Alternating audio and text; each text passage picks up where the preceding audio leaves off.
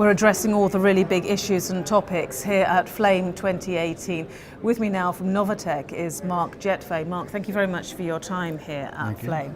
I'm going to start straight in with the American political situation between US and Russia, because that was where you started your talk when you took to the stage at Flame earlier. How do you assess the situation? I think it's gotten a little hysterical today. I think if we look about the reality of the marketplace, I think the marketplace kind of ignores the geography, and they only concern about security supply, affordability supply, et cetera. And I think there's room in the marketplace for both US producers as well as Russian producers. So I don't really understand today the hysteria behind some of this politics. Okay, but the impact that it's having, the impact and the effect that it is having, how would you categorize that? I don't know. I don't know if I would say it has a dramatic impact. I think people would like to characterize it as being a dramatic impact, because look, we delivered Yamal LNG project on time, on budget, and even though Novatek was sanctioned as a company in 2014. So I think it kind of disrupts and makes maybe the partners and suppliers and maybe buyers have to do a little bit more due diligence, but it really doesn't ultimately affect the project. I think at the end of the day, people want secure supply of natural gas. Well, Yamal, you said, delivered on time, on budget. You were talking a lot about Yamal last year and showing some incredible photographs of it. This year, you've moved on, and with the sanctions in place, a lot of all the technology and everything is now coming from within Russia, from within Russian businesses. So the next project, tell me how that is going. The next project, we're in the process of doing what we call a feed study right now. We're working with a couple of major contractors, which are FMC Technip, Linde, and Nipi Gas out of Russia, Saipem out of Italy. And we're working with all these contractors to try to come up with a concept that we can develop where about at least 70% of the content will be sourced out of Russia. I mean, we're not saying that 100% of all the goods and services will be procured in Russia, but the idea is to ultimately get a situation where a center of excellence is developed on the territory of the Russian Federation, so we don't have to worry about any potential disruption if sanctions do come in, or they decide to sanction some of the technological aspects of the project. We want to build that technical center of excellence inside of Russia. But there's still that 30%, the rest of the 30%, would that come from outside Russia? A part of it will come outside of Russia. Part of it will come from Asia, most likely Asia markets. But the idea is to bring these contractors into the LNG construction center. So if we can eventually source 100% of the project in that territory, we're okay, but we're somewhat pragmatic about it, and we realize some of the technology still does not exist inside of the country of Russia. So we'll have to source some of it out. But we've worked very closely with the partners on Yamal LNG, and we found that most of these businesses want to continue working with Russia and Novatek even post-sanctions. Okay, so Arctic LNG 2. Where's it going? Where's the market going to be? It's a little early, but I would say that if we look at the trends in the marketplace today, we believe that most of the volumes, I would say probably over 90%, will probably be earmarked to the Asian Pacific market. But that also has a function on whether or not we can open up the Northern Sea route to beyond the 5-7 months to 9 to 12 months. So we're also in conjunction with Arctic LNG, as I mentioned today, we're going to build the transhipment facility at Kamchatka. And if we can do that, that will clearly give us an edge on delivery to an FOB price in Russia. Absent that, we'll have to go through the traditional routes. But Europe was a very good market for us on the first quarter of 2018 for Yamal project. So we still see Europe as a potential market for us. But I think if we look forward and understand where the dynamics and demand are growing, we think the Asian Pacific market is really the next market for Arctic LNG too. And sort of opening up the Northern Sea route for 12 months of the year, what difference in time would that mean? Well, today we're generally like 5 to 7 months. So we're generally looking from May to October, November.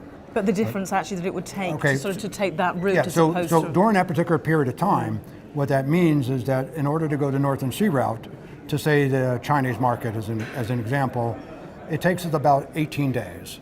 And if we do the traditional Mediterranean, Suez Canal, through the Strait of Malacca, it's about 36 days.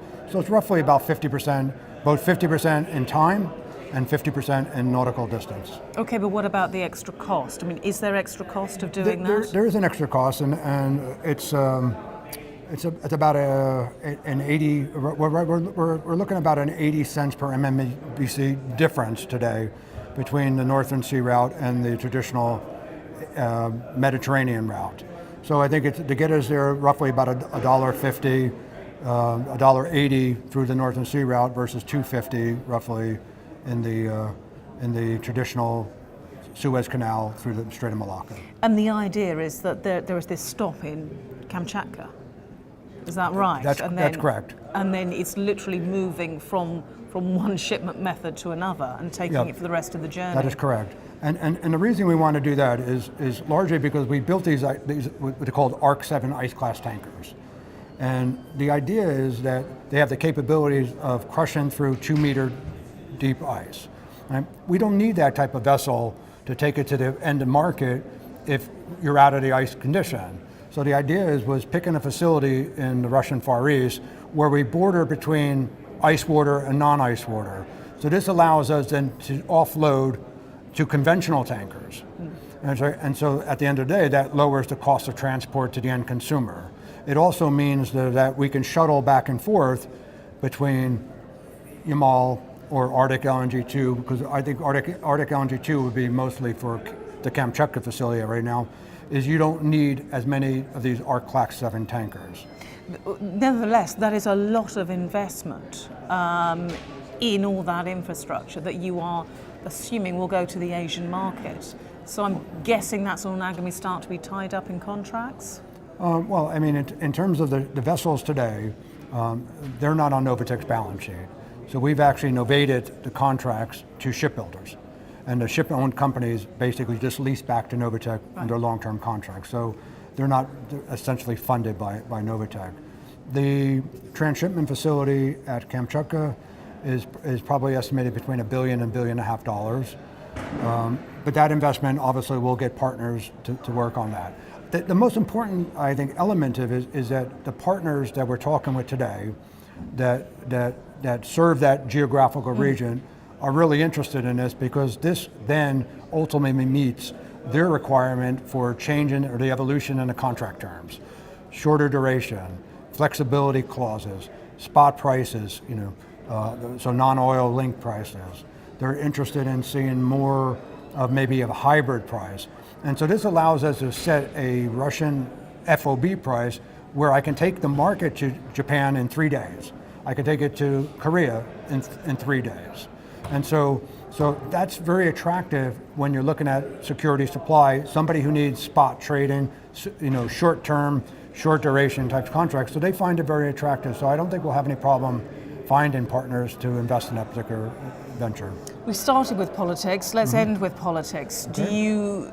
When you are looking ahead, how much of this do you factor in and how much of this do you think will change over the next, well, we could look at election cycles, so I don't know whether you want to look at sort of, well, which election cycle do you want to look at here? Well, I mean, it's a difficult question. I mean, obviously, I mentioned earlier this year about, this idea of good gas versus bad gas. And it seems like Russia is considered bad gas, and gas coming from the United States is considered good gas. And I never really understood that point, because gas is fungible. So once it's loaded on a ship, it loses its DNA module. And so I think, what this concept of political, change, I don't think it's really going to ultimately impact the marketplace, because gas is a fungible product and people are going to need it. And we saw that this year when we saw a vessel of ours eventually made it to Boston. Right? Which caused a lot of political consternation. It did, but is that really the right answer? I mean, what we tried to do, matter of fact, what I tried to say in some of my discussions is that we did not sell directly to the United States. We sold it to Petronas that was going to deliver to the UK market. But the trade has evolved behind point A and point B. So Petronas then sold it to Engie, who then bought it into the ultimate Boston market. But they bought it as a trading mentality. They bought it to the market where gas was needed. Right? And I think that transcends political questions. Because as I mentioned during my presentation today, when we talk about this massive exports coming from the United States, I still question, they still have the issue of the Jones Act they have to deal with. They cannot even deliver gas to the New England area. And so why should we as a Russian company be penalized or criticized? Because that's what I thought was unnecessary. I thought we were highly criticized for being a source to solve a problem. And we saw that not only in the United States, we saw that with Boris Johnson making the comments on when one of our cargoes made it to UK. Well, why is it? Why do you think then that there is that difference in between, you characterize it as good gas and bad gas. Why then does Russian gas have this label of being bad gas that comes with other political implications? How do you see it? That's the $64,000 question. Yeah. We're trying to solve that because we're trying to say it loses its fungibility. Because if you use that same argument, let's say like that's a valid consideration, right? Then I would say even on a pipeline basis, our gas that we deliver from our core domestic gas production ultimately makes it to the burner tip of Paris. So through this whole period of time, it would have been considered so-called sanctioned gas from 2014 onward, but it becomes fungible. So nobody really understands why we've gone to this particular point of identifying this DNA marker between good and bad gas.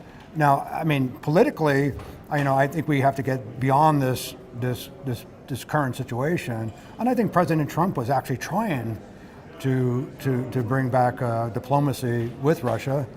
Unfortunately, the Democratic side of the table will not allow him to do that. You've got into an entirely different area from gas to his own internal politics. But you understand. But with the change, you're asking me, like, what do I think in the future? Will it mean a change in political party? I don't know that answer. Is it going to be something that the market finally will wake up one day and realizes that we cannot have the U.S. dictate global policy? Because look at Nord Stream 2. Same situation. I mean, if you go back a couple weeks ago, I remember Energy Secretary Rick Perry was in a marketplace in Europe, basically saying, for every molecule of U.S. gas we replace in Europe from Russian gas, that means we help liberalize and free our allies and neighbors from the stranglehold of Russia. I mean, and how did that go down? Well, I mean, you're talking about politicizing the gas, right? And you're talking about whether or not you use gas as a strategic tool.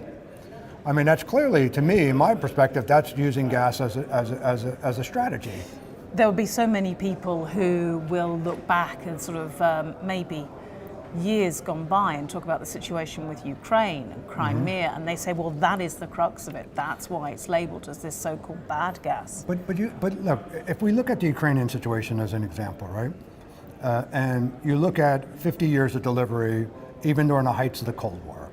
What we really have talked about is maybe 19 days over two events, 2006 and 2000, roughly 8-9 period of time. We're talking about 19 days. So how does that mean in terms of reliability of supply? I mean, if I was a consumer of a product and I had 50 years of durability on my refrigerator and somebody told me that it's going to be this many days that I would have a refrigerator out, I would buy that at every time. So, well, but 19 days, though, in a short political cycle when things change in the news cycle. This is, yeah. Of course, but when you characterize it, we have two situations. We have the situation where why was Russia singled out as the guilty party? And the first one, the first stoppage, I think at the end of the day, I think European Union and the United States realizes that it was probably on the Ukrainian side through non-payments. We could carry on about this, and all that footage, the footage of the taps being turned off that was beamed right across Russia.